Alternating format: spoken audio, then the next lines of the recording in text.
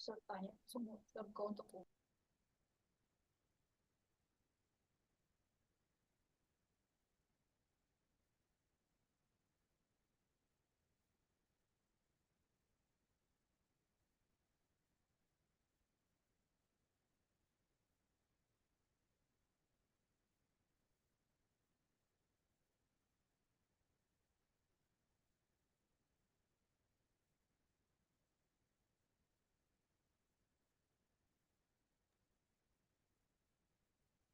Assalamualaikum warahmatullahi wabarakatuh. Good day, ladies and gentlemen, distinguished guests and partners. Welcome to the 14th Research Collaboration and Sharing with the theme Optimizing the Role of Social Security for People's Economy Actors to Support Advanced Indonesia 2045. This event is a public dissemination of research aimed at strengthening collaborative knowledge exchange brought by researchers from the Research Center for Cooperatives, Cooperation, and the People's Economy, National Research and Innovation Agency, or BRIN, along with researchers from Kansai University and BPJS Ketenagakerjaan. So this is a hybrid event, so you may join us through our Zoom or access our YouTube of BRIN. Ladies and gentlemen, before we start this event, we are going to listen to the national anthem, Indonesia Raya. Please be seated.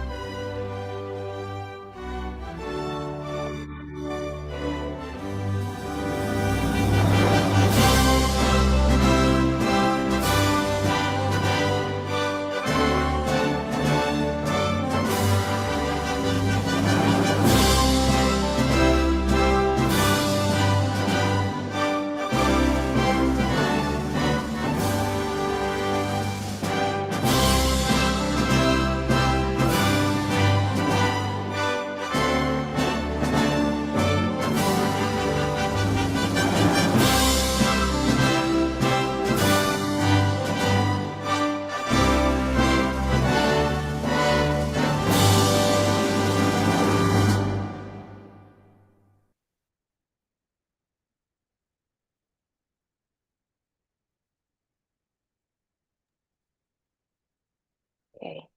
Ladies and gentlemen, before we start our sessions, allow me to announce the passing of our dear colleague, Bapak Sabil Hidayat Askom MMSI. We are deeply saddened by this news and would like to offer our deep condolences to the family. We ask for all participants to send in their prayers. May he rest in peace and be granted Jannah. Amin. As we welcome everyone, we would like to invite Dr. Agus Eko Nugroho, SAM Applied Economic, Head of Research Organization for Governance, Economy, and Community Welfare of BRIN, to give his opening remarks. Dr. Agus Eko Nugroho, please. Thank you, Bu Prameswara. Bismillahirrahmanirrahim. Distinguished speaker, Dr. Zainuddin from BPJS Ketenagakerjaan, Dr. Sinegori Isida from Kansai University, Dr. Wisnu Wardana, and my colleague from BRINS, and also moderator and discussion, and to all participants both offline and online across Indonesia and abroad. Assalamualaikum warahmatullahi wabarakatuh. Good afternoon and warm greeting to you all. It is my pleasure to open this research collaboration and sharing forum number 14, with timeless and strategic themes, optimizing the role of social security for people's economic actor to support the golden era of Indonesia. We know that Indonesia is marching towards the golden vision of becoming sovereign, just, and prosperous nation by 2045. It's not easy to reach this goal. We must ensure that the growth of the economy should be inclusive and that the backbone of our economy, such as small business, cooperative, and informal worker, are not left behind. Of this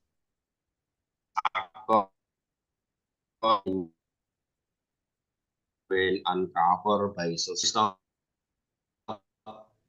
just about macro stability, but also about how well we protect those who build our economy from the very below. Today forum reflect BRIN's commitments to promote advanced-based dialogue among researchers, practitioners, and policymakers. We are deeply honored to collaborate with BPJS Ketenagakerjaan and Kansai University to bring together resulting in the national strategic and also international insight to these issues. We believe that social security is no longer the past growth agenda, but also must be part of our development strategy from the very beginning. It is both a right and a tool to reduce poverty, to boost productivity, and also to sustain long-term human capital development. Let us use this opportunity not only to exchange ideas, but also to build actionable collaborations through joint research, probably pilot project programs, and also policy innovations that are people-centered and future-ready. To close, I would like to thank to our speakers and participants. Hopefully that today's discussion will spark new energy, commitment to strengthen foundation for our people through inclusive protection. Akhir kata, wabillahi taufiq hidayah. Wassalamualaikum warahmatullahi wabarakatuh. Thank you very much, Dr. Agus Eko Nugroho, for your warm opening remarks. Now we are continuing to the next sessions, which will be the keynote speaker delivered by Mr. Zainuddin. So allow me to read his short biography. So Mr. Zainuddin is the Director of Strategic Planning and Information Technology at BPJS Ketenagakerjaan. So with over 2 decades of experience in social security administration, membership expansion, and institutional innovation, he has led national initiatives to increase informal worker coverage and integrate digital transformation into social protection services. His strategic perspective and international benchmarking experience make him highly relevant as a keynote speaker on the future direction of inclusive and adaptive social security in Indonesia. So without further ado, Mr. Zainuddin, please, the time is yours. Oke, makasih. Thank you, Ibu Prameswara. Ya. Assalamualaikum warahmatullahi wabarakatuh. Selamat sore. Izinkan saya presentasikan materi saya dalam bahasa Indonesia. Ya. Yang terhormat Pak Agus Eko Nugroho, Kepala Organisasi Riset, Tata Kelola Pemerintahan Ekonomi dan Kesejahteraan Masyarakat BRIN. Kemudian Dr. Irwanda Wisnuwardana, Kepala Pusat Riset Koperasi, Korporasi dan Ekonomi Kerakyatan BRIN. Kemudian dari from Kansai University, Mr. Shigenori Ishida, dan from Jaika Seroshi, Onosan. Para narasumber, Pak Arif Dahyan, Deputi Aktuaria dari BPJS Ketenagakerjaan, para pembahas juga ada Pak Sahat dan seluruh narasumber, pembahas, dan audien yang hadir di sore ini. Transformasi jaminan sosial untuk ekonomi kerakyatan yang inklusif itu harus kita lihat dalam konteks global, konteks Indonesia seperti apa. Nah, seperti kita tahu, global challenge kita itu kita menghadapi berbagai tantangan seperti isu Trump misalnya sekarang, geopolitik seperti apa, kemudian perkembangan teknologi, digitalisasi, perubahan sosial ekonomi juga. Nah, sekarang misalnya marak cerita di Jawa Barat ya, KDM bagaimana menangani anak-anak sekarang yang nakal gitu, itu bagian dari transformasi sosial. Nah, ternyata anak-anak sekarang berubah cara berinteraksinya. Kemudian isu-isu lingkungan ya, climate change dan sebagainya juga jadi tantangan tersendiri. Kemudian di Indonesia juga begitu, tantangan ketenagakerjaan kita, mayoritas pekerja kita informal, dan di dalam informal itu didominasi oleh pekerja rentan. Pekerja rentan ini pekerja yang didominasi oleh masyarakat di pedesaan sebenarnya. Jadi kita tahu 60% pekerja kita berada di pedesaan. Yang resikonya tinggi, resikonya itu baik menyentuh banyak hal. Resiko ekonomi, ya, kemudian resiko sosial, bahkan kemudian resiko akses politik mungkin. Jadi memang sangat rentan gitu.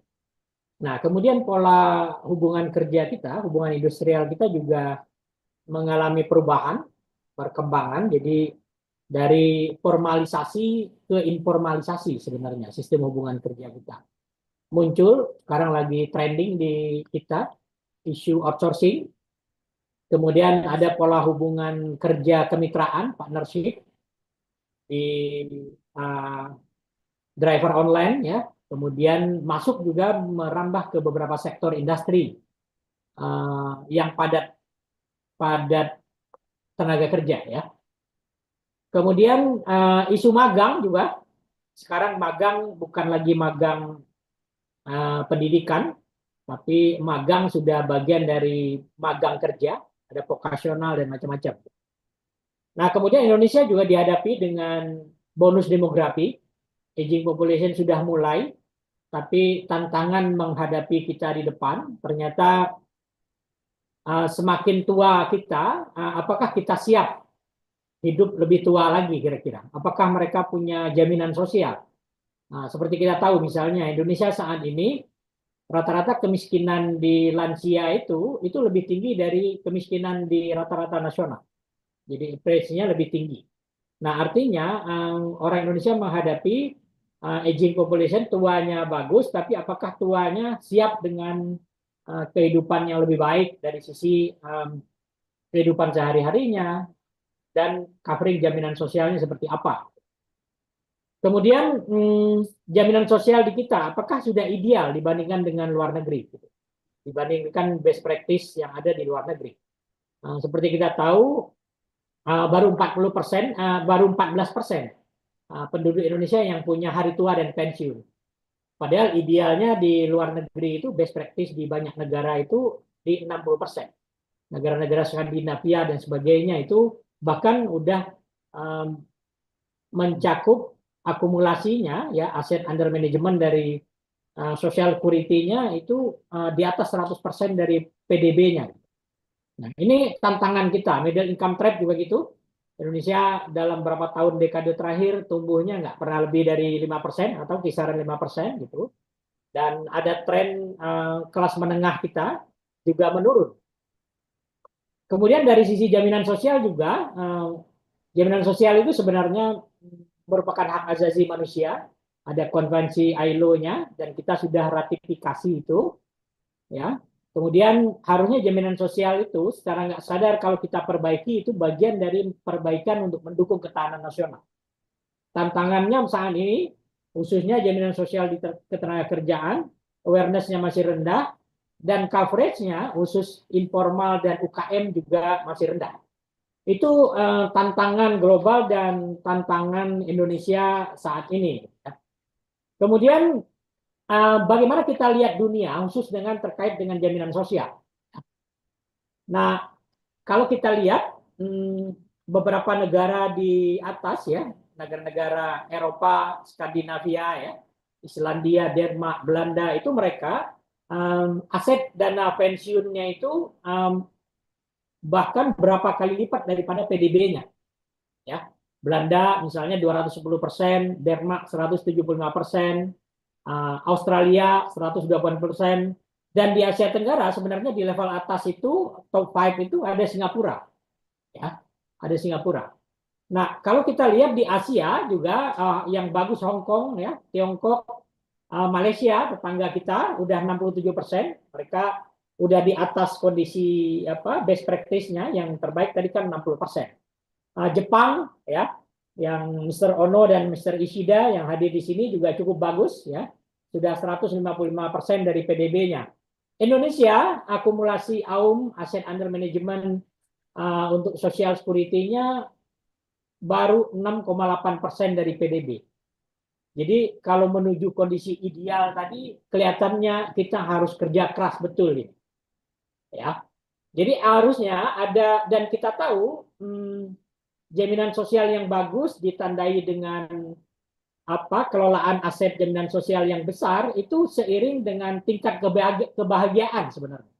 Jadi kalau kita lihat tingkat kebahagiaan di negara-negara yang atas ini pasti lebih tinggi, terutama negara-negara Skandinavia.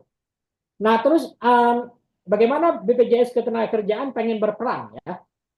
Seperti kita tahu Indonesia Emas 2045 itu harus tercapai karena apa? Sebenarnya Indonesia Emas itu akan tercapai salah satunya kalau kita lihat banyak negara ya yang melakukan fokusnya ya selain faktor ekonomi dan sebagainya, banyak negara memperbaiki dua hal. Satu dari sisi people-nya, kemudian yang kedua jaminan sosialnya dibenerin. Jaminan sosialnya diberesin gitu ya. Nah, Indonesia kalau prasyarat menjadi Indonesia Emas itu menurut kami itu harus juga menjadi faktor gitu. Apakah jaminan sosial ya sudah jadi perbincangan untuk menuju Indonesia Emas? Nah, itu bagian dari upaya kita bersama untuk menghadirkan.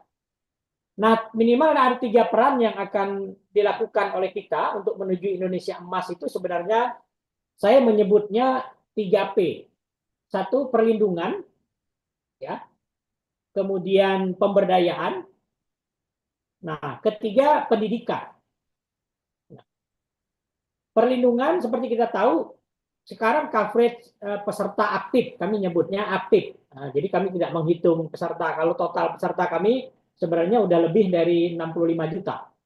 Tapi yang aktifnya hanya 45,22 juta. Kalau kita banding formal sektor dengan informal sektor, formal sektor itu sudah 87% sebenarnya. Tinggal PR-nya 13% lagi. Kemudian yang informal sektor, nah ini PR kita, baru 16%. Gap-nya masih cukup tinggi. Nah, kalau kita lihat bagaimana perlindungannya, coverage-nya, yang sudah kami lindungi sebenarnya sudah cukup inklusif. Beberapa bulan yang lalu misalnya saya diskusi dengan ILO, ternyata mereka menyampaikan bahwa ternyata BPJS Ketenagakerjaan itu cukup inklusif ya. UKM sudah masuk, ada pekerja rentan tadi sudah masuk, ada honorer di instansi pemerintah juga sudah masuk, kemudian perangkat RT, RW sampai ke desa-desa, para penerima KUR, pekerja migran, ojek online dan sebagainya. Nah, ini sebenarnya sudah sangat inklusif dia.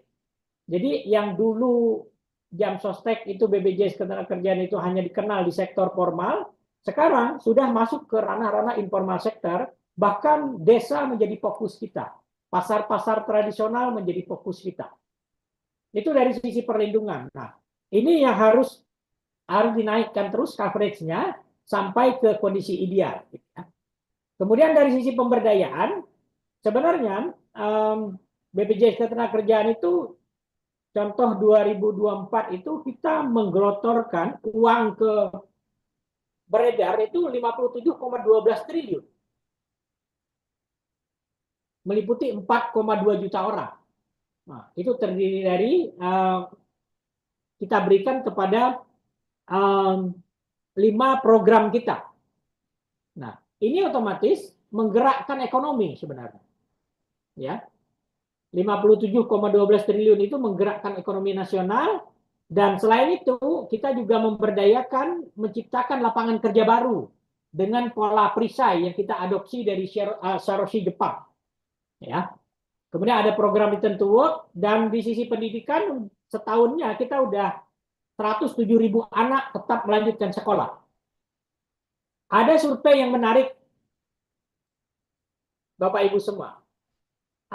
Sebenarnya uang santunan yang diberikan oleh BPJS Ketenagakerjaan itu bagi para penerima manfaat itu digunakan untuk apa? Ternyata paling kanan, paling besar itu biaya sekolah anaknya. Jadinya misalnya dia mendapat santunan 22 juta karena ibunya meninggal. Itu pertama 34% digunakan untuk sekolah anaknya. Kemudian yang kedua, untuk buka usaha 26%. Ini yang menggerakkan ekonomi. Dan yang ketiga, bayar utang. Ternyata banyak dari masyarakat kita sebenarnya pada saat dia tua, pada saat dia meninggal, atau pada saat dia kecelakaan karena risiko sosial, mereka itu menanggung utang. 18% untuk melunasi utang. Dan yang keempat, nah ini 4 besar aja kami ambil, Indonesia banget. Untuk tahlilan dan doa. Ya, karena ini masih jadi bagian masyarakat kita, bagian dari ekonomi kerakyatan kita. Rakyat Indonesia itu ya gitu, ada yang tahlilan gitu ya. Kalau yang Muslim ada di Bali, misalnya ada ngaben, ada di Toraja seperti apa. Nah ini 3 besar kita. Nah salah satu inovasi kita untuk memperluas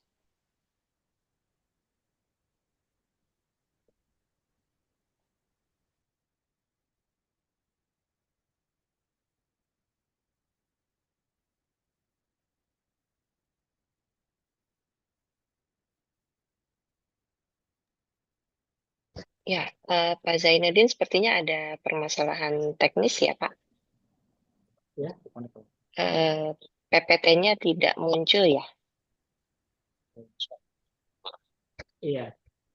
Ya, Ibu Prameswari, tadi saya sampai mana ya menjelaskan? Tadi putusnya di mana? ya, yang dana-dana BPJS, Pak, yang untuk dipergunakan untuk apa saja, ada 4 itu, Pak. Ya, yang tahlilan dan lain sebagainya, Pak. Oh, tadi udah sampai tahlilan ya? Sudah sampai tahlilan, ya. Tapi setelah itu Setelah itu putus. tidak muncul lagi. Oh iya. Iya, Oke, tunggu sebentar, maaf. baik, silakan, Pak.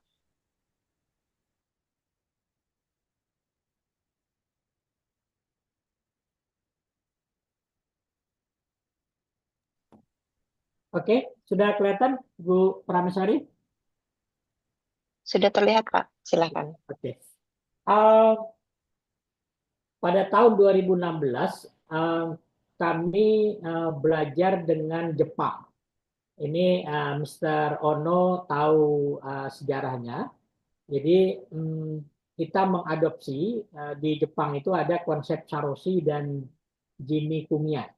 Sebenarnya pada tahun 68 Jepang itu jaminan sosialnya kira-kira mengalami tantangan dan masalah persis seperti Indonesia saat ini. Makanya Jepang, Mr. Rono mungkin bisa sharing nanti, mengeluarkan undang-undang Saroshi. Cuma mereka Saroshi ini di undang-undang. Akhirnya kita adopt program kita namanya perisai. Itu kita mulai, kita kirim orang ke Jepang. Saya termasuk orang yang pertama ke Jepang di 2016. Dan perkembangan perisai ini sekarang cukup masif, ya, cukup produktif. Misalnya dari awal kita bentuk 2017 itu 592 orang, sekarang udah 11.677 orang. Ini hampir ada di semua desa. rencananya sebenarnya kami pengen satu perisai satu desa, jadi jumlahnya harusnya 80.000. Akuisisinya dulu baru sekitar 17.000 di tahun 2017 itu, sekarang mereka sudah mendatangkan peserta untuk kita itu 6 juta orang.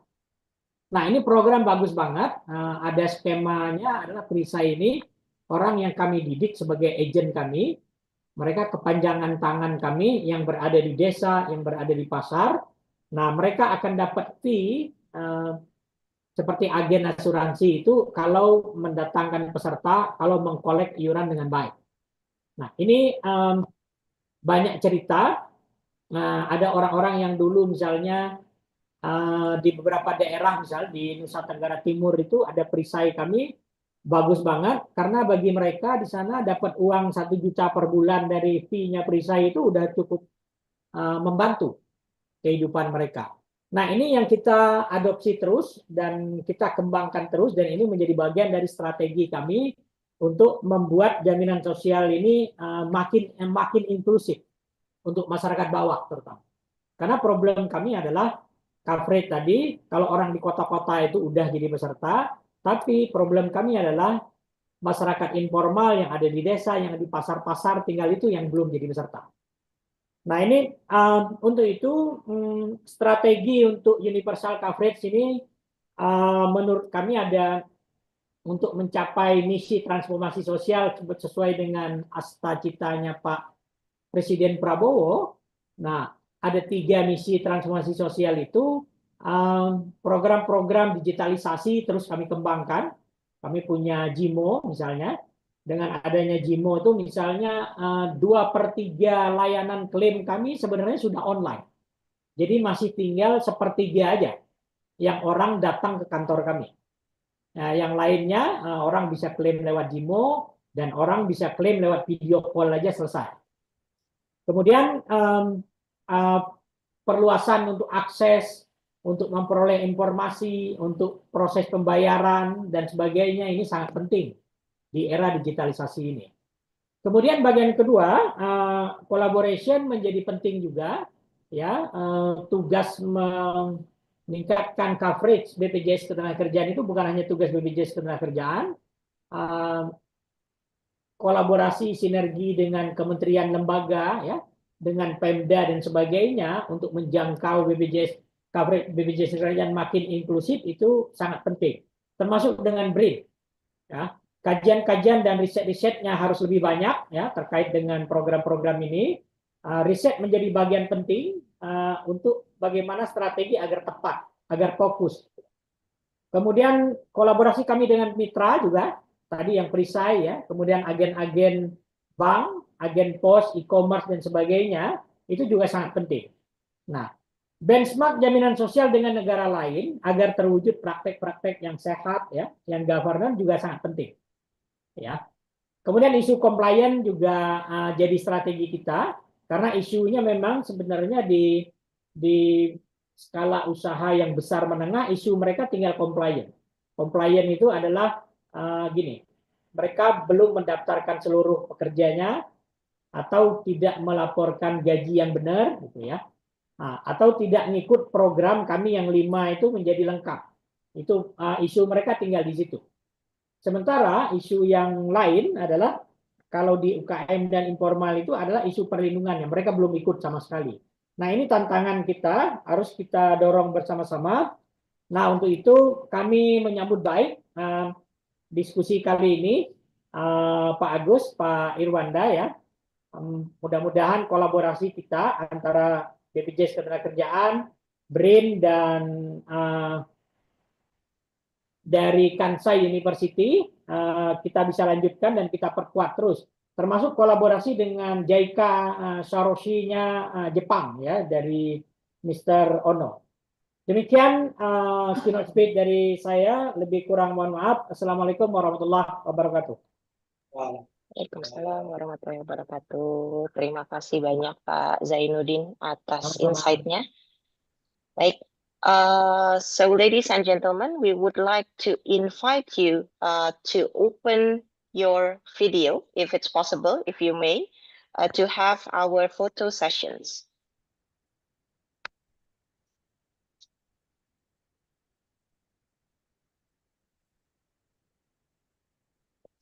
For those who can open their videos, open their camera. Please, okay. Right, Mas Adit or Mas Yogo, can you please help us screenshot?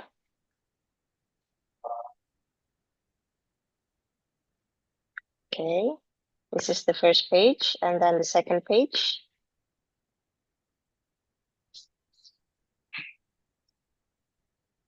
Right, okay, thank you very much, ladies and gentlemen. So we would like to go to the next sessions. So these sessions will be a panel of speakers that will be moderated by Dr. Komalawati. So Dr. Komalawati is a senior researcher at Indonesian National Research and Innovation Agency, or BRIN. Her specialty is in agricultural economics and institutional sustainability. So with a PhD from IPB University and master degree from Massey University in New Zealand, her 20-year career bridges academic research and field implementation in rural development. So her expertise focuses on food system resilience, sustainable agribusiness models, and she is also the leader on BRIN projects on social forestry and village fund optimization, as well as smallholders economics. So she's currently coordinating Indonesia's village governance model. So Dr. Komalawati's fieldwork has directly informed national policies on institutional strengthening. So Dr. Komalawati, so I pass these sessions to you. Okay. Thank you, Ibu Prameswara, for your warm introduction. So, ladies and gentlemen, we now transition to the talk show session with our esteemed speakers and discussants. Our goal is to explore actionable strategies for social security reform, bridging Indonesia's challenges with global best practices. Let me briefly introduce our distinguished experts.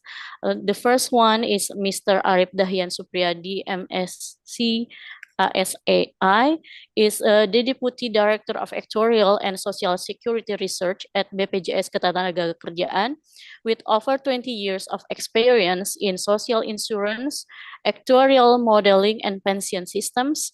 His expertise combines strong mathematical and actuarial foundation with international training in Germany and the ILO, focusing on evidence-based strategies for expanding inclusive protection.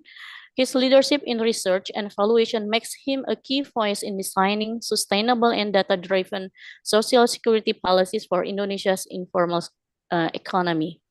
So the second panelist for our talk session is Professor Shigenori Ishida from Kansai University. He is a professor at Kansai University and Tokyo Keizai University with a doctoral degree in commerce from Waseda University, specializing in social insurance and labor policy.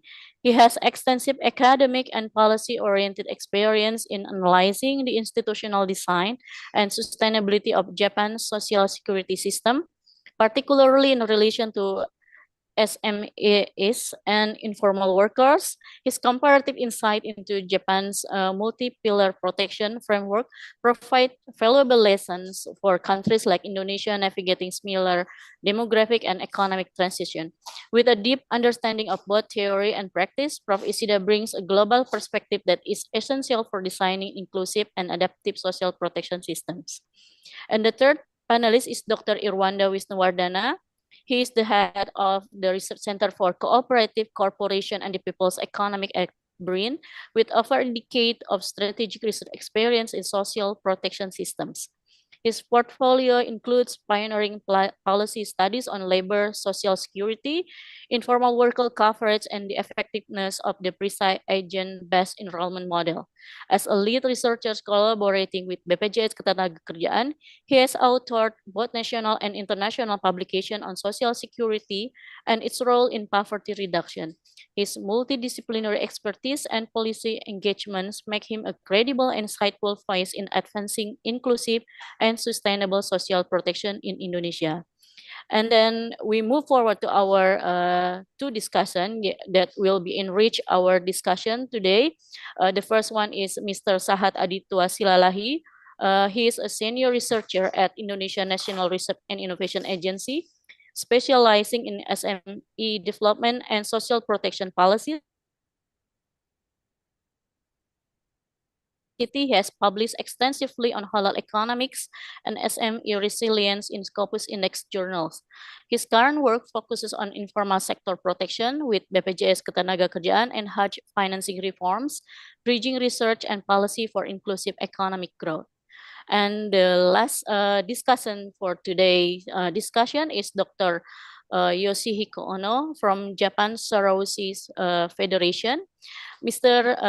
Yoshihiko Ono is a senior labor and social security attorney with over 30 years of practical experience in labor protection and social insurance in Japan. So he obtained a doctoral degree just recently from Kansai University as a board member of the Japan Labor and Social Security Federation and a long-time collaborator with JICA. He has played a pivotal role in advancing social security coverage, particularly through field work and advisory mission in Indonesia.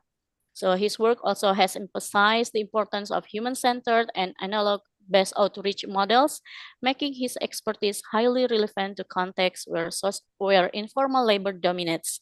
So Mr. Ono's comparative insight and deep field experience position him as a strategic voice in shaping inclusive, operationally viable social protection frameworks for the people's economy.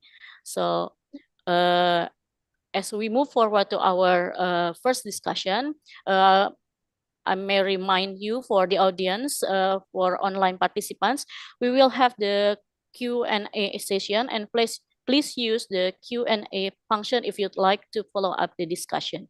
So now let's dive into our first discussion question to the third panelist, Mr. Irwanda Wardana, and also Mr. Arif Daryan and Ms. Prof. Sigenori Isida. So for the first question is, from your perspective, what makes it difficult for small businesses, cooperatives, or informal workers to join or benefit from social security programs? So we will begin with Dr. Irwanda Wisnuwardana from BIN.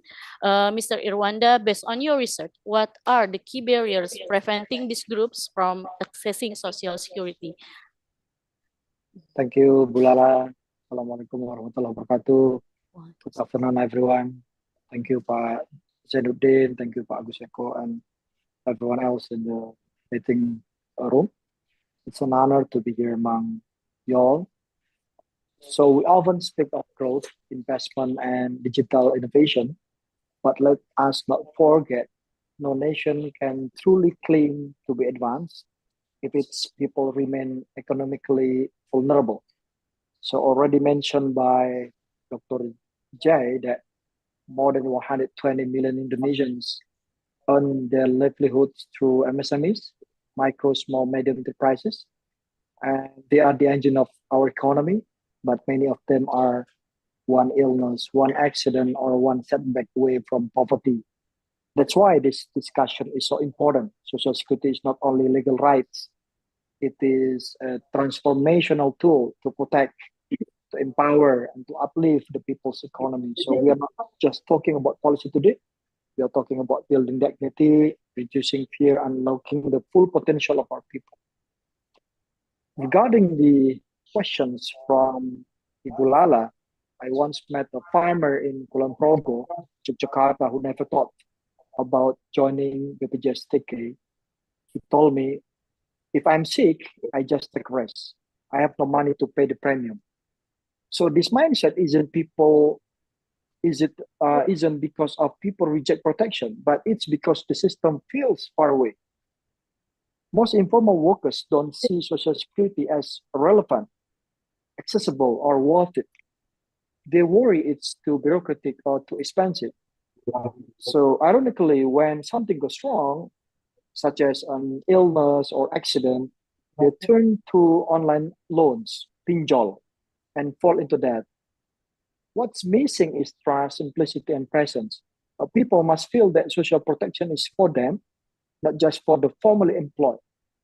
like us, formal employers or formal workers.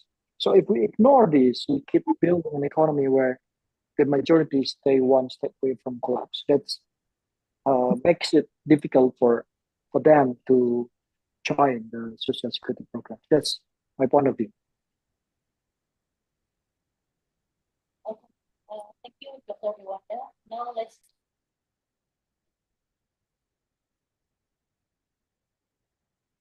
Okay, thank you, Mr. Iwanda. Now let's hear from BPJS Ketenagakerjaan's perspective.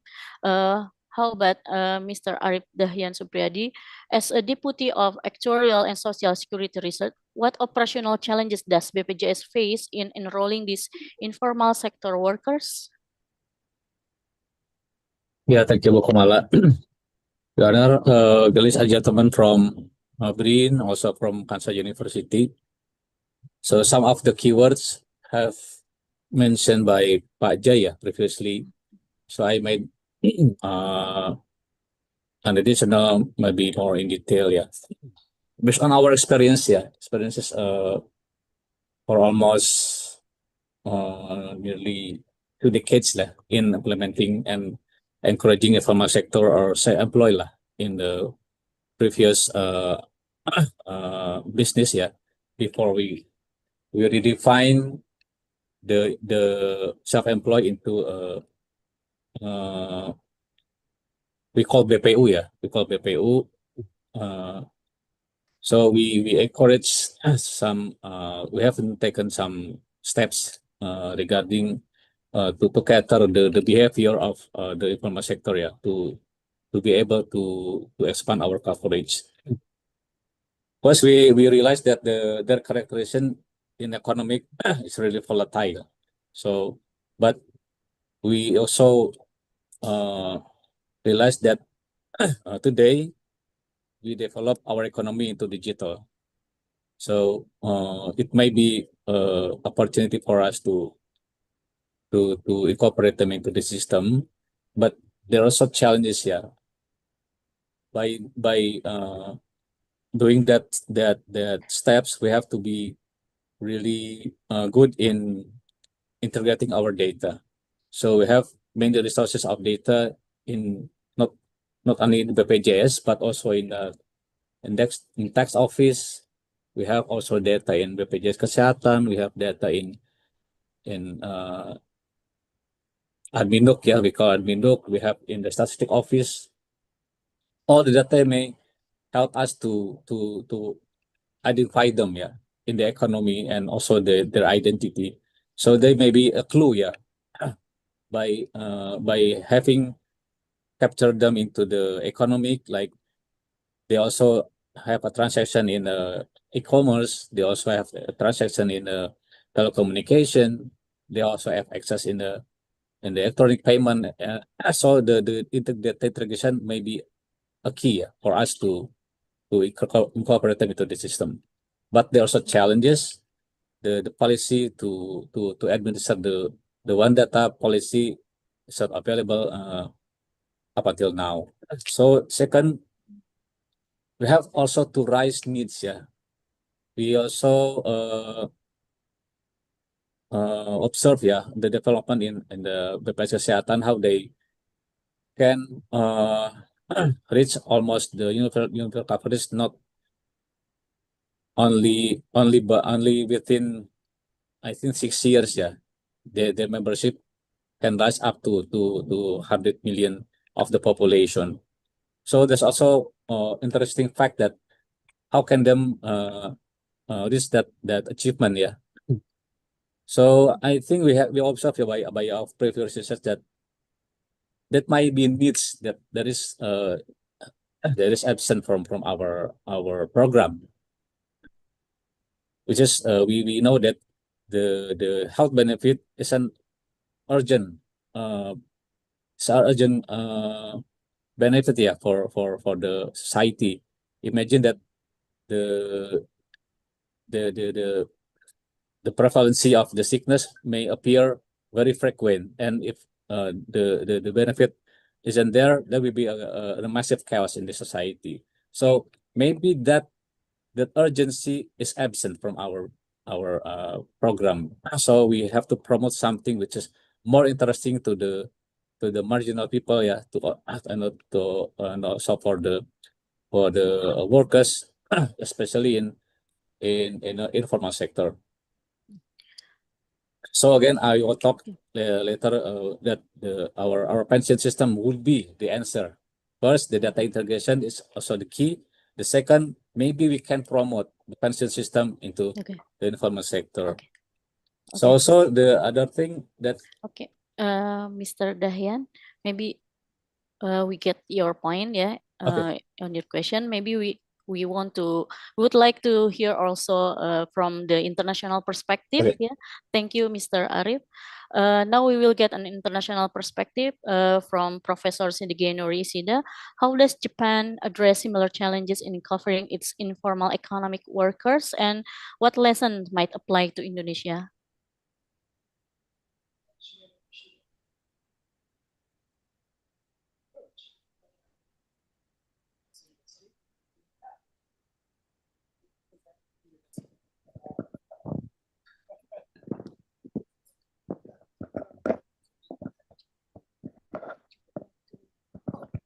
Or maybe just in here.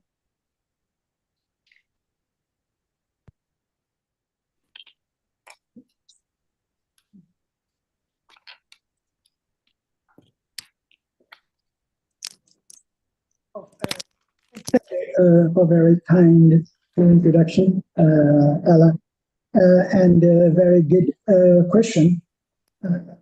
Today, I want to talk about this subject from international point of view. Then, first, I want to talk about the issues surrounding non-regular employment in Japan. First, the big problem is the non-regular employee is unstable employment status. This is one big problem. Second, non-regular employee faces difficulty in developing a job career. Third, today's main topic, their faces inadequate safety net. This is today's topic, I think. Last, the difficulty is securing workers' rights, resulting in a lack of decent work. This is many problems in Japan. I want to answer Lala's question. Japan's social insurance system consists of two pillars: an employment-based insurance system funded by employers, and region-based insurance system that is not funded by employers. Moreover, at the same time, in Japan, many part-time workers in non-regular employment were under the protection of household-based social insurance. Then the female worker, if they were part-time workers, they are protection of household-based social insurance. Then there is no problem. Since Japanese social insurance is based on household membership, the lack of social insurance, social protection for part-time workers who are housemaker, housekeeper, but not seen as a big issue, big problem. However, recently, issues has become apartment as household leader, breadwinner, and single individuals are non-regular employees. Then recently, this subject is very big problem in Japan. Therefore, in order to solve the problem of non-regular employees, workers are not being enrolled in social insurance. the enrollment basis for social insurance must be changed on an individual basis. It is most important point, not workplace basis. Changes to an individual basis. This is very important. Okay. Thank you, Mr. Ishida. Maybe we can have also like an example of international perspective, especially from Japan, how Japan solved the problem of informal economic workers. Yeah. So let's move to our second key question. If you could improve one thing in the current social protection system to better support people's economy, what would it be and why? Maybe we will begin with Mr. Arif Dahyan Supriyadi. What would be your top priority for system improvement to better serve informal workers and small business? Yeah. By the recent condition, by the recent regulation, we are in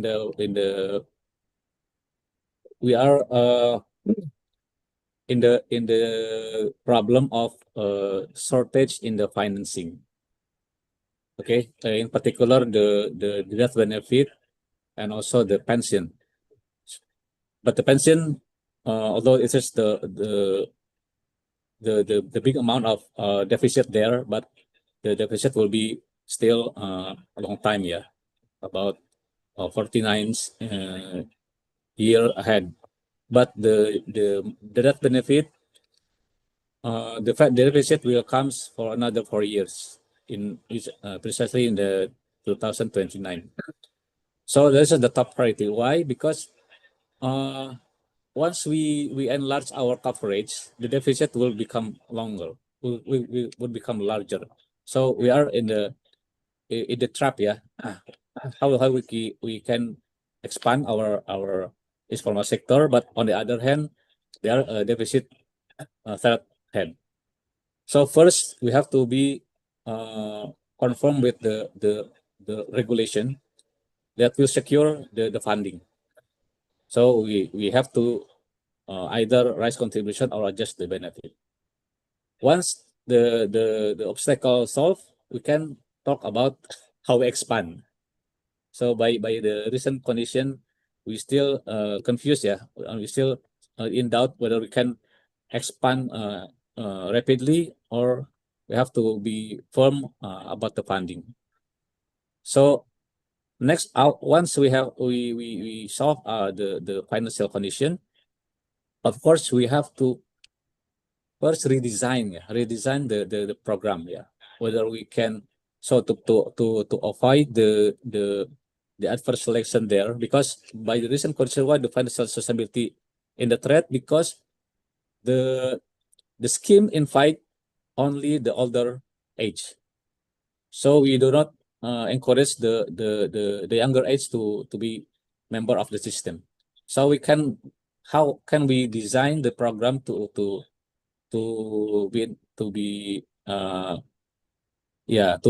encourage the younger person to join the system? So by introducing, like what I said, by introducing the scheme, like maybe the older age, like pension or JHT scheme, maybe the younger age will have desire to contribute as early as possible to accumulate their eligibility. For example, so there might be many options to incorporate all the age, because we have to be able to gather the heterogeneous risk, not only the older risk. So maybe that's the ultimate purpose once after we solve the regulation. Dahyan, for your practical suggestion. Now let's hear an international perspective from Professor Ishida. based on your based on Japan's experience, what single reform would you recommend to strengthen social protection for people's economy actors, and why would this be impactful? Yeah, I want to talk about from Japanese experience. First, important measures is to expand the coverage of pension insurance and at the same time medical insurance for non-regular workers. This is one. Second is implementation of reskilling for younger people and at the same time the older, because it is better for them to develop their career, business career, and at the same time maybe to regular employee, regular workers. Then this is second important point. But at the same time, already said, Japan's social security is based on household membership. Then it is very difficult to sometimes expand the coverage to the non-regular employees or workers. Yeah. Then I think in order to solve the problem of non-regular employees not being enrolled in social insurance, it is necessary to broaden the scope of social insurance for non-regular employees, workers first, and at the same time integrate occupational insurance, business insurance with local insurance, local area insurance is the second very important point, I think. Regarding the measures, it is necessary to expand scope to include non-regular workers or employees. But there is an issue with the increasing labor cost due to companies having to bear insurance premiums. And there's problems with solely relying on workers' hours. Then it is better to change the dividing the workers, employees, the scope or making implementation times. It is another important. Thus, it is desirable to stop distinguish based on working hours and to correct insurance premiums according to the wages level of all workers, and to correct total insurance premiums at the corporate level, at the corporate level rather than on individual basis. This is another big point, I think. Okay, thank you, Professor Isida, for that comparative insight. Finally, Dr. Irwanda, from your policy research perspective at BRIN, what systemic change would you prioritize to make social protection more inclusive for Indonesia's people economy? We heard from the experts, from Pak Dayan, Pak Ishida already. Very interesting point. I would like to add the perspective of public good, how we can make the social security as public good. So let me take you to coastal village in South Sulawesi. So there's a fisherman that had his leg injured while working. He couldn't go to sea for 3 months. There was no insurance, no savings. His family had to sell their motorbike just to buy food and pay for school fees. This wasn't just a personal loss, it was an economic disruption for the household and a setback for the local company. So if we could fix one thing in our social protection system, in my opinion, it would be this: start subsidizing social security for low-income informal workers, as we did for the BPJS Kesehatan, as penerima bantuan iuran as the subsidized premium for them. Just as we subsidize fertilizer to support food security or electricity to drive productivity, we should also subsidize protection against poverty and vulnerability. Because when one informal worker falls through the cracks, it doesn't just hurt them, it weakens the foundation of our people's economy. Social protection should not be seen as a private choice or luxury for the formally employed.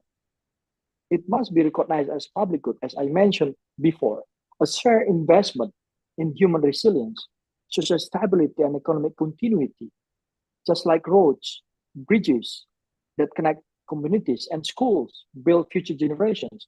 Social security protects the productivity of our workforce and ensures no one is left behind.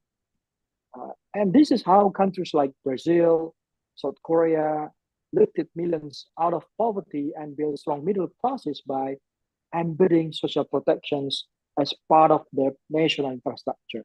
So if Indonesia is serious about becoming a high-income country by 2045, we must no longer treat Social Security as a charity or optional insurance. It must be seen and funded as universal rights and public necessity, because a resilient economy starts with protecting people. That's my opinion.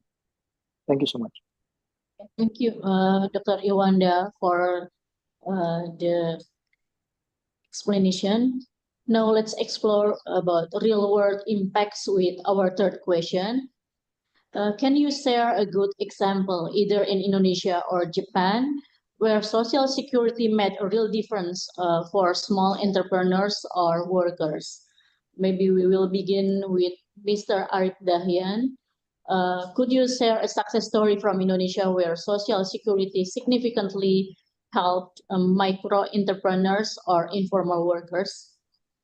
Maybe in precise program success story or market vendor accident coverage cases, and so on.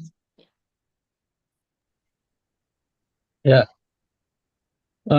We have many approach to approach the informal sector, but so far here we have two strategy. First, we catch the community of informal sector, and secondly, it's a more granular to the individual.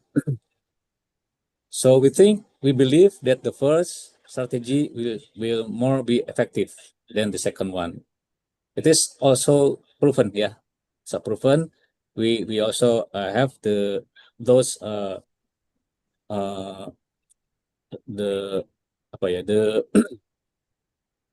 the success story, but this is still within the state budget, the local state budget, like the DBH sawit and also other DBH. This is not really worker community, but this is something that economic that the government finance. So this is based on the semester or yearly budget of the government budget. So this is by this scheme, the membership is more sustained. So if the government have the yearly budget, so it is guaranteed that the whole 12 months will be fulfilled. This is unlike the other scheme. So by the second approach, the individual, so it is more on how the workers perceive or behave to the scheme. So like what I said, if they aware that 1 month can cover for another 4 months, they only pay 1 month. So this kind of policy create their behavior. So another risk that arise is the adverse selection. Only those who want the benefit or the older age or someone who is in the impatient register to the scheme. So it's just more on the adverse behavior on the individual side. So we encourage to our strategy to a more in the group of economic, yeah. But unfortunately those group cannot be apa tuh apa ya, nggak bisa mandiri istilahnya ya, nggak bisa independent ya. They have to be financed by the third party like government, for example. Okay. Thank you for that concrete example, Mr. Arif.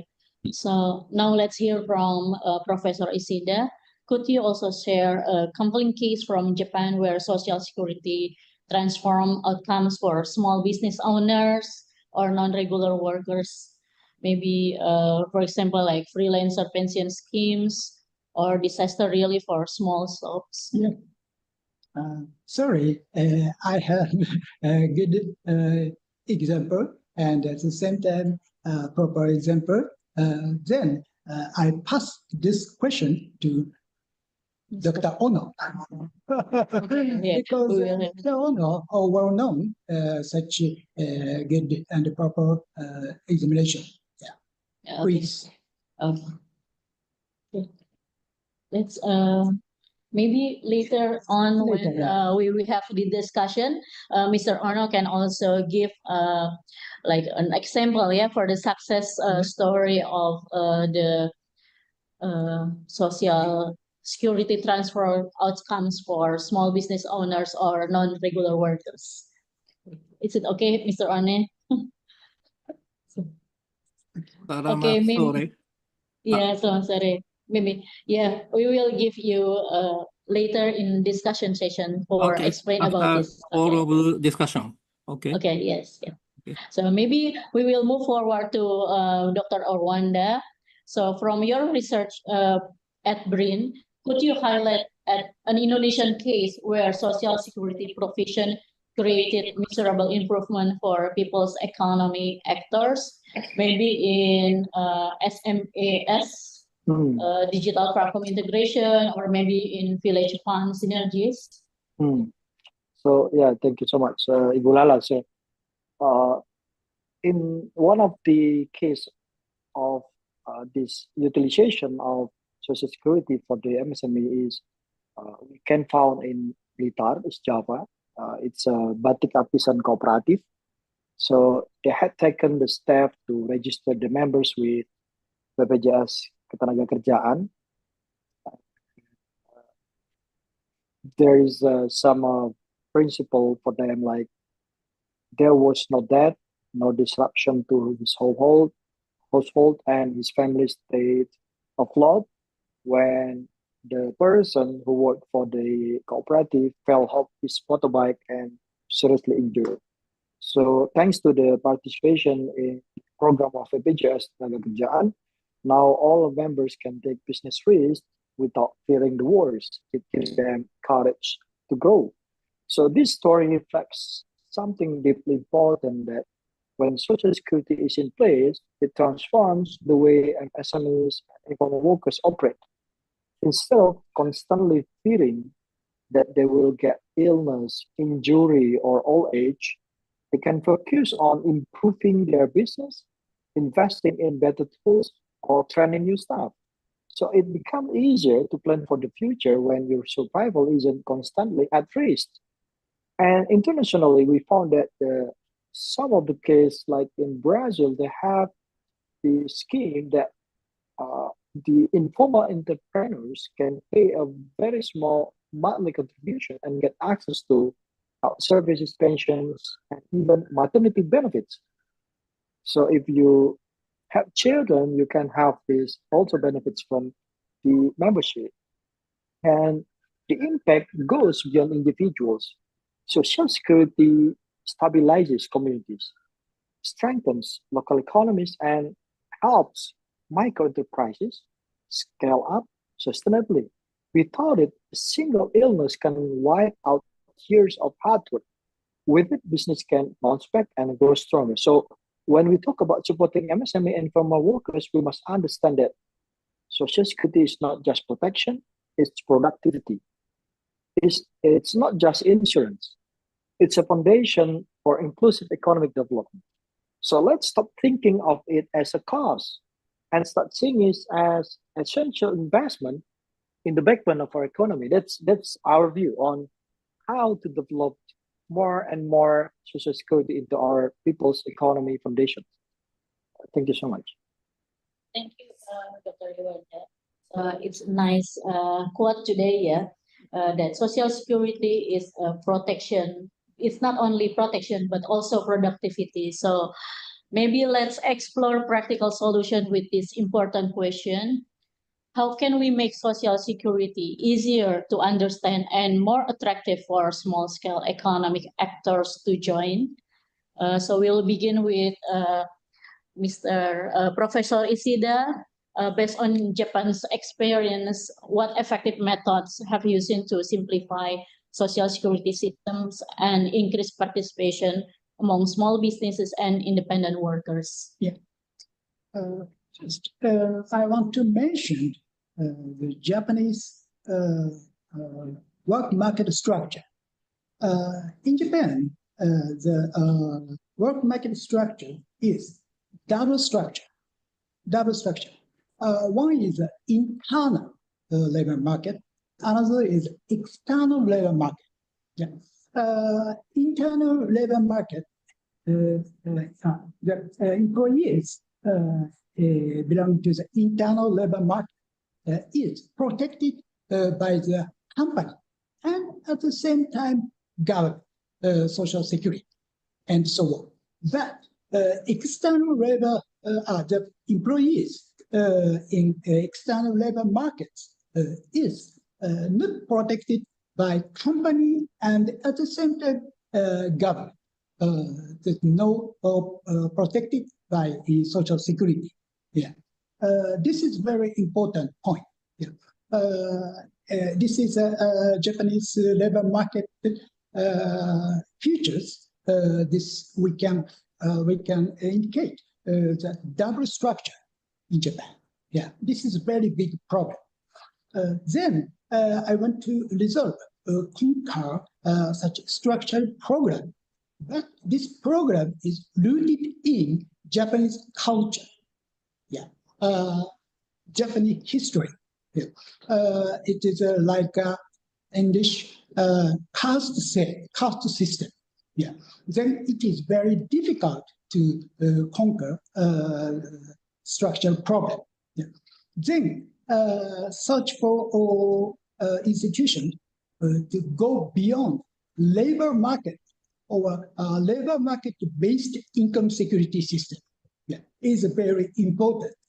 Then I want to insist inclusion of non-regular workers through workfare policy and activation system, and at the same time, basic income system is, I think, proposed. Okay. Yeah. Okay, thank you, Mr. Ishida. So for important policy consideration, maybe Mr. Arif Dahyan, as the implementer at BPJS, what specific tools or outreach strategies are you developing to make enrollment simpler and more appealing for micro entrepreneurs? Yeah, maybe to include more people to social security programs. Yeah. Okay. First, I believe that we should create needs. Yeah, we can create needs. How can be able to? So by making them voluntary, so there is a room for us to create how they can enter the system as much as possible. So we have to invite them by creating needs. So we have also some private micro insurer have entered to them. How can we skip by the private product? Yeah, we have to be able to enter them first ahead before the private insurance. But the fact is contradictive. Yeah, we find many many micro insurance doing by private sector cover the microfinance like microeconomy. So we have to enter into their business. We have to be able to engage with their business. Like if they apply loan, if they want to apply something that to do with their business, we have to be there. We have to be there. So, but this is also a problem, yeah, since our benefit is too high compared to the micro insurance, then we cannot compete in the contribution.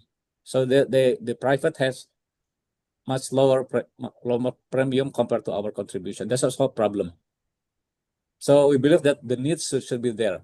Yeah, we have to examine what is their business and how their needs that can be fulfilled by our program. And also, yeah, the second, I told you that what is our program, yeah, which is mandatory for them, that benefit and accident benefit is needed by the micro insurance or microeconomic or informal sector. I can argue, yeah, because we have to be able to create some program like this. It is the hard task, yeah, to reformulate the program, but it's we have to think towards that idea, yeah. We have Mr. to. Arif, is there any difficulty in your? Hello? Pardon? Hello? Okay. Okay. Because I could not hear. I could not hear. Oh, Okay. Sorry. Okay. Okay. Sorry. Because I have. Okay. Maybe next to Dr. Iwanda. Thank you for your brief explanation, Mr. Arif Dahian. So we move to Dr. Iwanda. How could Indonesia adapt these approaches or develop new ones to make social security more accessible to our people's economy sector? So yes, so I work with BPJS Ketangkerjaan since 2018. So once in a small village near Magelang, I witnessed a powerful woman, a perisai agent. Perisai, already mentioned by Dr. Zainuddin, is a trained grassroots outreach worker for BPJS Tenaga Kerja. So he organized a small gathering of women from a local living cooperative.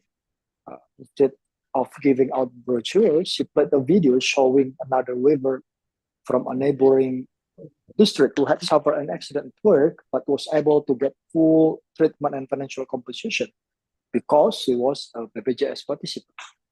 The room was silent, and then one woman stood up and said, "Baru sekarang saya paham, saya pikir bantuan seperti ini cuma untuk orang kantoran, ternyata negara bisa bantu juga kalau saya kenapa-kenapa." That means that today I understood that I thought this helps from the state only for the formal workers, but also for us. If something happened to me, the state will help. So that's the turning point we need.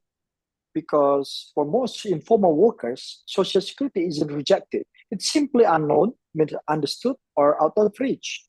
They need someone they trust, someone from their own community to explain not just what it is, but how it helps them. That's the value of the perisai model. So we learn from Sarosi, we learn from Jemukumiyai, we learn from Onasan and other experts, and also Dr. Ishida. At the time, as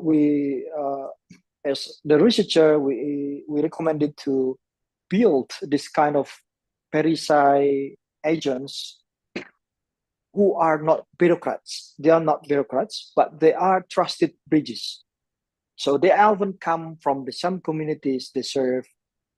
Their role is not just to administer the premium, but also like the PR, public relation of BPJS. So it's relational, it's transformational. So they don't speak in policy, they speak in stories.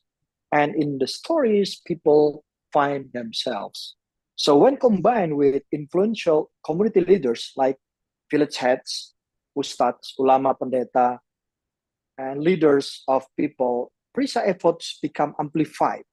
The message spreads faster with more credibility. So people begin to understand not only the benefits like work, injury coverage, death benefits, and all its savings, but also the rights to reach to get the protections. So to make this even more effective, we must integrate enrollment, buying the premiums into everyday tools and services that people already use, like e-wallets, village kiosks, microfinance apps, and cooperative platforms, including GoPay, GrabPay, and other. QRIS may be one of the also ultimate payment gateway. So when joining BPJS as seamless as buying pulsa, like for the mobile phone, or paying for rice through Warung Digital, so enrollment will scale naturally. So how we do make social security attractive and successful? So we bring protection to where people are. We use the voices they already trust, and we communicate through stories, not forms. Because when people see themselves in the system, they will step forward to be protected by it. They demand it, like Pak Dayan. We create the demands, and then the supply will fulfill itself. That's what I thought about this. Thank you. Interesting idea about the social system. Let's conclude our discussion with a future focus question.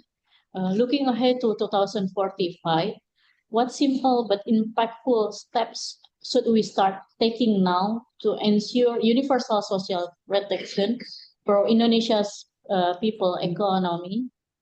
We'll begin with Dr. Irwanda Wisnuwardana from BRIN. As a policy architect, what foundational reforms would you prioritize to build an inclusive system by 2045? Do we have the concluding remarks, or this is the only time that we can conclude remarks? Sorry? So do we have a concluding remarks after this, or this is the only? Oh no, this one is the last one. Okay, so we Yeah, can, so maybe this one also like conclusion for from each of you. Okay.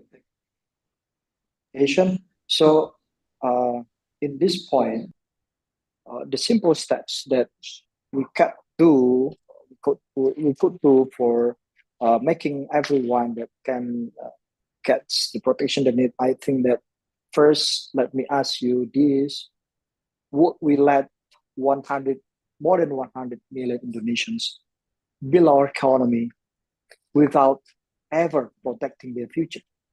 That's what we are doing now. If we truly want to become a high-income country by 2045, we must take 3 steps starting today, in my opinion, as already described before. The first one is subsidize social security for the poor and vulnerable informal workers, so they are not left behind. That's the first one. And the second one, scale up the role of PRISA and cooperatives and other access points for providing the protection to the people. And the third one is integrate social protections into the financial technology and other schemes from the government, like the village funds, the Bantuan Sosial, social assistance, and other community programs. So remember, no country becomes rich with poor people living in fear. Social security is the bridge from hardship to resilience, and from resilience to prosperity. If we want Indonesia emas or golden Indonesia, it must be golden. It must be emas for everyone, not just those with proper jobs. So as we close this session, allow me to leave you with a simple reminder. We do not become a great nation because we protect the rich. We become a great nation because we protect those who build our future from the ground up, the people's economy. So the future of Indonesia lies not just in skyscrapers and technology hubs like Silicon Valley, but also in pasar rakyat, in the farmers market, cooperative, warung, workshops, farms. And it is our collective responsibility to ensure that every person who contributes to this economy is protected, respected, and empowered. So let's move forward with courage to build not only a competitive economy, but also a compassionate and just one. Thank you. That's from me. Thank you so much. Thank you. Impressive, yeah. Now, to the implementation perspective, Mr. Arif Dahyan, what practical first steps should BPJS take in the next 3-5 years to achieve this 2045 vision? Yeah, I will not repeat what Pak Yolanda said. Yeah, many words are strategic, with she said, but I want to add. This is also an important aspect that we are moving towards the demographic transition first, that our burden in the future will be increased. And secondly, we believe that the sustainable income will increase also the resilience of economy. What is in absent in our scheme today? What we are going to do, we have to promote first how we can produce such a sustainable benefit. What we have today in JKM, yes, we have a cash plan which is much, yeah, 42 million, and the scholarship up to 170 million, but we cannot guarantee that will be sustained. But in terms of scholarship, yes, it will guarantee their children to the graduation, at least for 2 children. But for the worker itself, or the not orphan, but the sorry, Jana Duda, yeah, for the survivor, yeah, we cannot guarantee the sustainable income. So Pak Jay said that either they use the money to pay debt, to finance their funeral, etc. But to live for another day and for another month, it's a still question. So have to move our scheme towards a sustainable income, which is, we believe, there is a pension scheme. We have to move towards that. And by facing the demographic transition, we have to be able to project in the long run, so we can gather the burden from our next generation and with today price. So we have to prepare that. Okay. Thank you, Mr. Arif Dahyan. So, in the perspective of Dr. Iwanda, there is the importance of scaling up the PRISA and also integrating financial protection. But in Mr. Arif Dahyan's perspective, there's also a problem of sustainability of finance, yeah, for financing the social protection system. So from Japan's experience, in your perspective, Mr. Isida, what is a long-term system building?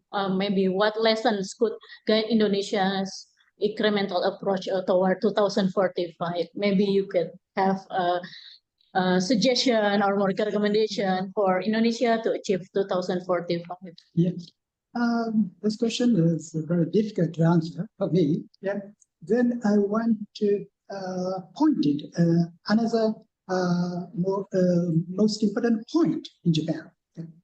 I already mentioned social security is divided into occupational scheme and local scheme or community scheme. Yeah. On the occupational schemes, the burden of the social insurance premiums by companies. Yeah. Then it is necessary to resolve who is the last result, who is the burden of the real premium by companies. This is another very important point. Yeah, because some analysis from the Japanese analysis, there is a risk the social security premiums of companies are being passed on to consumers. Yeah, every whole people in Japan. Yeah, then ultimately there's a possibility that all citizens, all peoples are bearing the social security premiums for non-regular workers, non-regular employees. Yeah. Then in this case, it becomes unavoidable to consider such a reform, the change, the impact on the national economy. Yeah, this is, I think, a very important point, especially in Japan. But in the near future, this way of thinking is important in Indonesia. Thank you. Okay, thank you, Mr. Ishida, for your great operational insights, and also thank you to our two other speakers, yeah, Dr. Iwanda and also Mr. Arif Dahyan, for your visionary perspectives. Now let's deepen the discussion with insight from our distinguished discussion.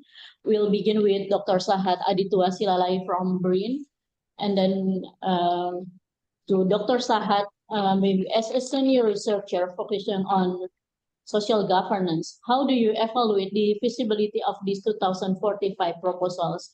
Where should we prioritize immediate action?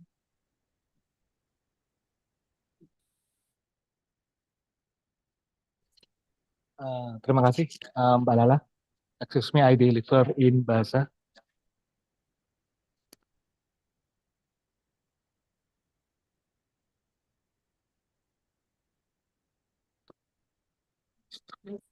Oke, saya akan mencoba merangkum dari 3 narasumber tadi, di mana Pak Irwanda menekankan bahwa prosperity untuk semua kalangan, bukan hanya kalangan the have, untuk mencapai tujuan Indonesia Maju Emas 2045, maka jaminan sosial ketenagakerjaan sangat mutlak diperlukan.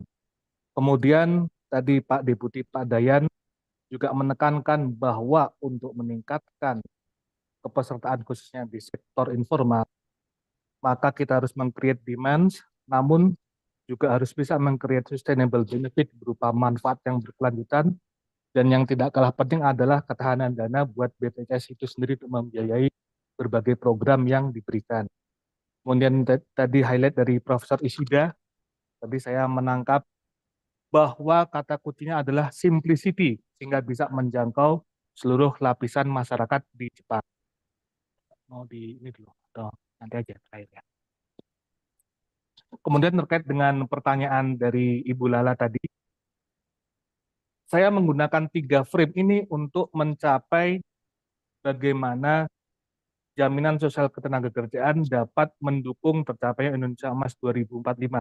Jadi intinya adalah bagaimana kita itu bisa meng-enabler 3 visi dari narasumber tadi dalam sebuah bingkai regulasi yang dapat mempercepat tercapainya tujuan ini. Jadi kalau kita melihat tadi kata kunci dari Profesor Ishida bahwa Japan, the program, the keyword is simplicity. So it is easy to be understood by the people over there. So kalau kita melihat dari program BPJS ini, sebenarnya itu sangat penting karena diamanatkan oleh Undang-Undang BPJS, dan ini merupakan suatu, dan secara eksplisit disampaikan bahwa ini it is the government role, it is the country obligation to protect the people's welfare. Jadi di sini tentunya BPJS itu harus diberikan perangkat regulasi yang mendukung pelaksanaan amanah yang diembannya itu. Disinilah diperlukan berbagai chip-in regulasi yang bisa mengenable auto enrollment dari prospek-prospek pegawai di sektor informal tadi, sehingga dapat meningkatkan jumlah kepesertaan di sektor informal secara lebih cepat. Jadi itu sangat visible, namun catatannya adalah diperlukan sebuah regulasi yang mendasar, perubahan regulasi, kemudian juga penyederhanaan institusi yang terlibat di dalamnya, karena regulasi itu mengatur bahwa ada banyak sekali mitra yang terlibat dalam program jaminan sosial ketenagakerjaan. Selain BPJS sebagai penyelenggara, juga ada Kementerian Ketenagakerjaan, kemudian juga ada Kementerian PMI, Perlindungan Migran Indonesia, yang baru dibentuk di kabinet saat ini. Kemudian ada Dewan Jaminan Sosial Nasional, dan jujur aja, kerangka regulasi saat ini itu tidak memungkinkan atau sangat kompleks sehingga perlu disederhanakan baik dalam bentuk regulasi yang sederhana ataupun bentuk kelembagaan yang dapat mengakselerasi tercapainya jaminan ketenagakerjaan sosial dalam visi Indonesia Emas 2045, di mana BPJS menempati positioning sentral sebagai penyelenggara jaminan sosial tenaga kerja sesuai dengan amanat undang-undang. Demikian, terima kasih. Terima kasih Pak Dr. Sahat Silalahi untuk rangkumannya. Mungkin saya akan sebelum saya before I move to Mr. Ono, let me summarize what Mr. Sahat Silalahi explained previously. So Mr. Sahat explained that to conclude, all of the explanation from the speakers previously, he mentioned about there are three keywords actually that to improve the social security system in Indonesia. First, maybe we can learn from Japan's simplicity. The first one is how to improve the regulation, to simplify the regulation, because the regulation in Indonesia is actually a little bit complex recently. And the second one is to simplify also the institution involved in the social protection system in Indonesia. And also how to make it sustain for the financial system in Indonesia through the regulation. Kemudian mungkin sedikit menambahkan, jadi memang untuk mencapai tujuan tersebut baik dalam simplifikasi regulasi, institusi, kemudian juga ketahanan dana dari pihak BPJS, kemudian juga sustainability manfaat bagi penerima, itu memang masih dibutuhkan kolaborasi multi pihak baik dari BRIN dan Universitas Kansai, BPJS, sehingga kita dapat merumuskan suatu model tata kelola yang bisa disertai perangkat regulasinya yang bisa mengenable tercapainya jaminan sosial tenaga kerjaan secara universal pada 2045. Demikian. The last one is according to Mr. Sahat is importance of interagency collaboration. So from for example, like now that we have from BRIN and from Kansai University and also from BPJS Ketenagakerjaan, with all of maybe this one is one of an example for the collaboration of how we would like to improve the social protection system in Indonesia by having this workshop. But maybe later on we will have also another research or another collaboration in improving the social protection system in Indonesia. So after, thank you, Dr. Sahat. So we move forward to Dr. Ono.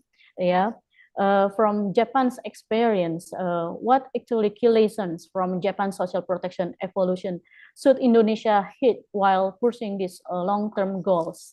And also maybe you can also explain what the previous question, about the short example of the successful of social protection system in Japan that can improve or give impacts to the informal workers in Japan. Please, Dr. On. Selamat sore. Selamat sore. Thank you very much for inviting me to this variable meeting. Actually, from the questionnaires by Lala-san, all of them are quite interesting and a very important, point to improve expansion of, enrollment for the, informal sectors or gig workers, even gig workers in the future. So from our Japanese, experience, I would say, gradually expand the, coverage of social security for the, or even self-employed or, or gig workers or those informal sectors. Actually, when we launched, universal healthcare and universal pension scheme in 1961, afterward, we Sharoshi system launched in 1968. Afterward, Sharoshi work for the mainly, so-called informal sector. Even in Japan at that time, still remain informal sector a lot. And also SMEs are target of Sharoshi. And what is a very important thing to think about is the informational gap. There is a very serious, or information asymmetry. How to fulfill those, or gaps is a, function of the Sharoshi. And also, Zainudin-san knows the meaning of Jim Kumiai. Jim Kumiai is very similar to Purisai. And again, Purisai is a, bit similar to Sharoshi. The difference is a, very important part to think about. So policymakers, government knows 100% of, schemes, of course, but the other side, informal sectors really don't know, almost 0% knowledge about social security. What is the benefit of social security, and what is the or function? How to utilize those social security is a very important things to think about. That is a very basic concept of or Japanese Sharoshi work for those informal sectors. As a premise, I would say that. And actually, in Japan, for the healthcare and the pension schemes, or handled by formerly Ministry of Health and Welfare, bit different from Indonesian systems. So both of them have 2 layers. Healthcare and the pension are, or split it into 2 schemes. One of them is, employees pension scheme, employees healthcare scheme, and another one is the national pension scheme and the national healthcare scheme. And the national pension scheme and the national healthcare scheme designed for the self-employed. It is, almost the same as informal sectors. So Japanese, informal sectors are, protected by this national pension scheme and national healthcare schemes. That is a very important part. So for the BPJS Kerakyatan, for the, pension scheme, you may think about this, adopting this national pension scheme. Actually, the, buyer benefit of national pension scheme is not enough in the current aged Japanese society. But still worth to, make it. One of them is these things. And the other side, or for the labor insurance is, one of them is workers' accident compensation, insurance. Another one is employment, or insurance. It's almost the same as the current, unemployment benefit insurance in Indonesia. So this is not designed for the, informal sectors or even, or gig workers. That's why, Japanese government, modified this workers' accident insurance system for the, or self-employed. This is the so-called special enrollment of the, or workers' accident, compensation. And I recommend to observe this, or schemes. This, or special enrollment only, allowed, or through 事務組合. 事務組合, it's Kerakyatan, dengan, or precise. So why don't you think about this, special enrollment system for the, or self-employed or small, or employers, I mean, gig workers in the future. And currently in Japan, or for the carpenters, independent carpenters, for the independent IT engineers, for the, for example, Uber Eats, or delivery man, like gig workers. This, workers' accident compensation insurance are, adopted through 事務組合. And another one, employment, or insurance is only for employees, but currently for the, or people who, example, formerly didn't covered, but for the elderly, like over 65 years old employees are still covered by, employment benefit insurance, like that. Many things I would like to, inform you, but what about the timekeeping, Lara-san? If possible, I'd like to tell a little while. Maybe 5 minutes more. Yeah. Okay. And I'd like to, Japanese, or past history of the portion of the regular workers and the non-regular workers. In 1984, the portion of the regular worker is 82%, because after World War II, Japanese economy, stably, or increased, or raised. That's why, many companies hire regular workers,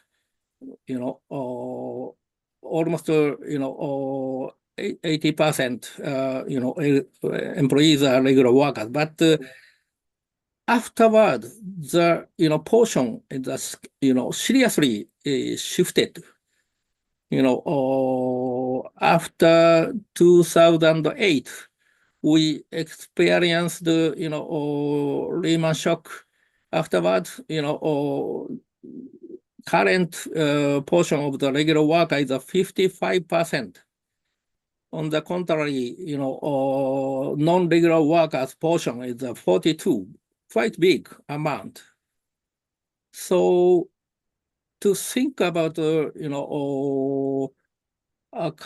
covered, protect, those non-regular workers might be in the future, issue of Indonesian social securities, I predict, like, maybe your country's the demographic bonus peaked in 2045 around. Afterward, or maybe economy is going down sharply. Then the portion of the regular workers and the non-regular workers again changed, like Japanese experience. So that's why, or you may think design your country's, or insurance system like BPJS Ketenagakerjaan and the BPJS Kesehatan for the long, term, or scope should be, included in the designing process. It's my, opinion. But the current hot issue of Indonesia is batik tourism, or workers.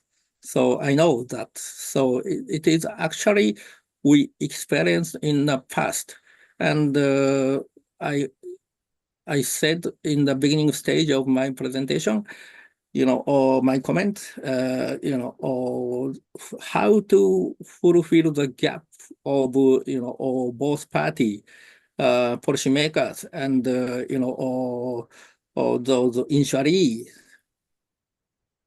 That in this case, or in my experience from our Japanese experience, to persuade those people, or almost one by one, through, or government, through expert like Peran, or again Peran, or Kadir JKN is the most, or meaningful, process. Instead of those, or human-oriented, or effort, that's quite inefficient. Like even IT, or IT technology, how to persuade people if they don't want to join those, or social securities. How to cell phone, how to, or smartphone persuade them, how to computers persuade them is my, suggestion. So human-oriented scheme looks like inefficient, but actually, finally, that is one of the strongest, solution for the persuading those people using, or social capital. So maybe BPJS Ketenagakerjaan recognize that their again Peran, is an influential person in a regional, or area. So maybe using those people's, or social capital, power is one of the very big issues, I think. Terima kasih banyak. Terima kasih banyak, Mr. Ono, for your explanation about the experience of Japan in social protection system. Maybe we can also discuss more, later on with Mr. Ono and also with Mr. Ishida and also with BPJS Ketenagakerjaan later, more about the concrete program or maybe concrete improvement, how to deal with the protection system in Indonesia. So maybe we will move forward to our discussion session, for Bapak Ibu yang mau memberikan pertanyaan kepada salah satu speakers kita atau discussions kita pada sore hari ini, dipersilahkan. Kalau misalnya ada yang mau mengangkat tangan atau misalnya tidak bersedia untuk memberikan pertanyaan langsung, mungkin bisa memberikan pertanyaannya di room chat. Silahkan. Ini kita memiliki pertanyaan dari Pak Rendra dari Riset BPJS TK. Silahkan Pak Rendra. Okay, thank you. I have a question for Mr. Ishida and also for Mr. Yoshihiko Ono, delegation from Japan. Let me introduce myself. My name is Rendra. Currently, I work for BPJS Ketenagakerjaan in research department.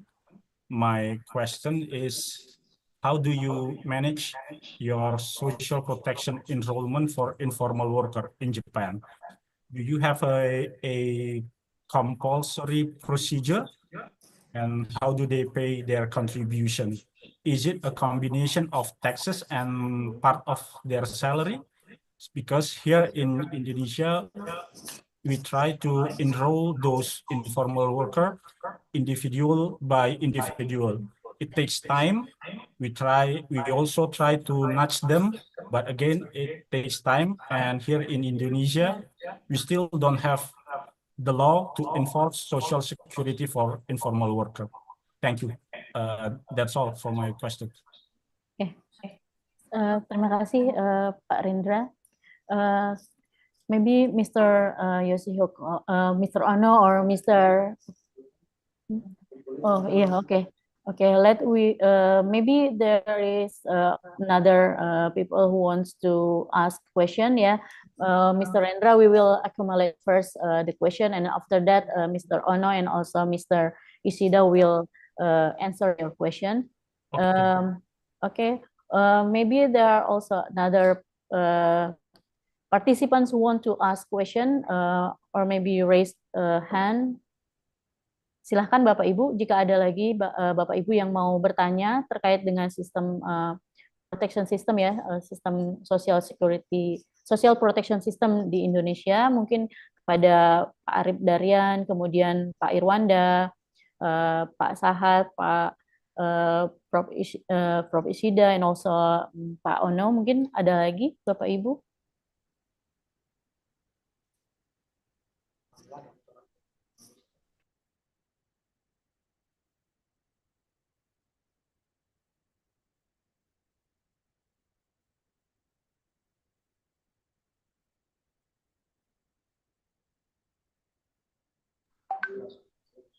Jika memang tidak ada lagi, mungkin bisa langsung dijawab. If there is no more question, let's we ask Mr. Ono and also Prof. Ishida to answer the question. Time is yours. Who will be first answer the question? Maybe Prof. Ishida or Ono-san, Please. maybe Mr. Ono, please answer. Okay. I will answer you. I have visited, BPJS Ketenagakerjaan many times. I think I heard your name formally from somebody. Anyway, this is a very basic question for the soluting how to expand membership for the informal sectors. So as I mentioned, in Japanese, past history for the expanding enrollment. Actually, when our social security, especially labor insurance is launched, pension launched, it was 1961. That's why, we didn't have, IT technology, of course. So we persuade those people, and especially after 1961, Japanese government still didn't launch sharoshi system or jimukumiya system. That's why government directly, try to expand social security for the, all of, companies, of course, and also informal sectors as well. But it was really inefficient. So government, officials number were, quite limited. So they try to ask, many related organizations like local government or, or chambers of commerce like Kadin or Apindo. Even though it was quite tough things to make it, more. That's why, in the parliament, lawmakers discussed, we need some of expert on social security. So from 1966 until 1968, and in 1968, we Japanese government launched, Sharoshi, and next year, Jimkumiai. So those weapons are quite strong under the, not yet, prepared IT technology. Those persons, go to the companies, mainly SMEs first, and persuade them. And almost, more than 90% are already, achieved in 2000. I think before 2000, 1970 or 1980, like that. So even manual basis, weapon like Jimkumiya Sharoshi works well. And afterward, gradually, we mainly Jimkumiya, using Jimkumiya, because Jimkumiya take the role of administrator on behalf of informal sectors. This is the Japanese, what do you say, maybe differences from Indonesian perisai. Indonesian perisai also doing some administration for those members. This is a question to Rendra-san. Perisai also take the role on behalf of administration, on behalf of the members.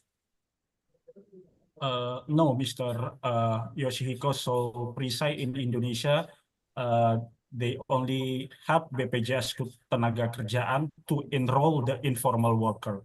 But but for the administration work, the administration paper is still managed by BPJS Tenaga Kerjaan.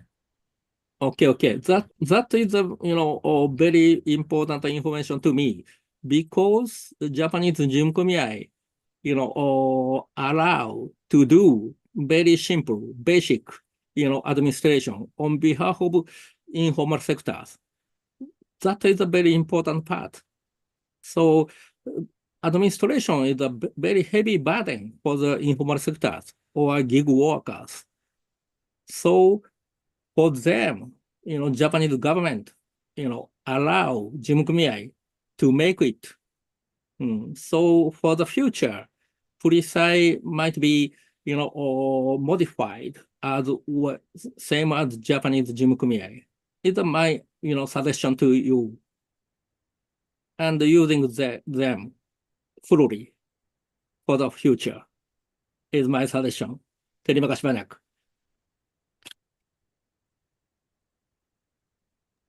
Okay, have thank you, more Mr. discussion. Yoshihiko. Okay, thank you to all speakers and also discussion, and also Mr. Rendra for the question, for this insightful dialogue. Before we conclude, let's highlight 3 key takeaways. First is the critical need for multi-stakeholder collaboration. For example, like what we have today between BPJS Ketenagakerjaan, BRIN, and also Kansai University. And the second one is the role of digital tools and community-based approaches to expand coverage. The third one is a commitment to actionable follow-ups, such as joint research or pilot project for in the future. So thank you very much for all of your attention for today's discussion.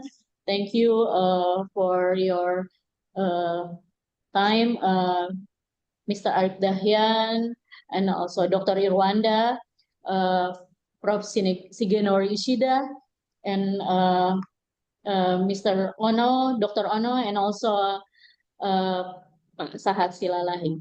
Okay. Thank you very much for all of you. Let's have a big round of applause for all of us. And good afternoon. And now I will just please give to BMC again. Thank you. Thank you for all of. Yes, thank you very much, Dr. Lala, for having moderated and summarized the sessions, as well as all speakers and discussants for the insightful discussion. So as we have drawn to the last sessions, on behalf of the Research Center for Cooperative, Cooperation and People's Economy, we would like to express our gratitude to all the speakers, discussant, moderator, and participants to attend this event. We do hope that all the shared knowledge provide insights for all of us, and we expect more collaboration in the future. Again, thank you very much. See you at our next event. Wassalamualaikum warahmatullahi wabarakatuh. Thank you so much. Bye-bye. Terima kasih banyak. Terima kasih. Halo. Terima kasih, Mr. Ono. So, next time, saya mau ke sana. Yeah. Getting better. Better now. Okay. Maybe Augustus ya. Okay. We're looking forward to meeting you soon. Okay. Dengan Bye everyone. Arigatou gozaimasu. Terima kasih. Terima kasih. Sampai jumpa. Thank you for all of you. Bye-bye. Arigatou, Dr. Ishida.